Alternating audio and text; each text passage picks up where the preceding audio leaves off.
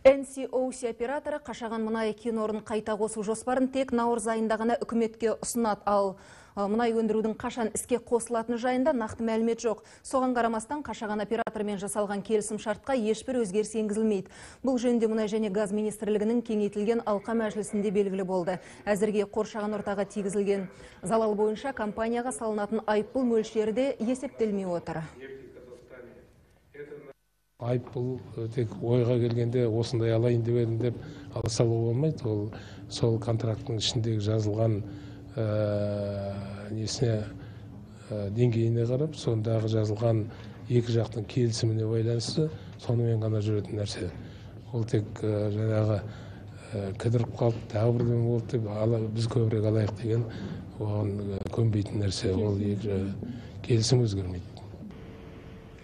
4-ші мұнай өңдеу зауытының қай өңірде салынатын жөнінде де нақты шешім жоқ. Әзірге 5-6 орын қаралып жатқан көрінеді. Ал зауыт іске қосылса, шикізат жетіспеушілігі күтілуі мүмкін дейді министрлікте.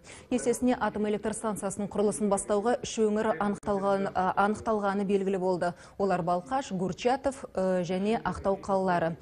Таңдау осы үшеуінің арасынан жасалмақ. Бұл жөнінде Қоршаған ортаны қорғау министрі Нұрлан Қаппаров алқа мәжілісінен кейін хабарлады. Ал премьер-министр газ өндіру стратегиясын құрып, мамыр айына дейін газдың ортақ көтерме бағасын бекітуді тапсырды.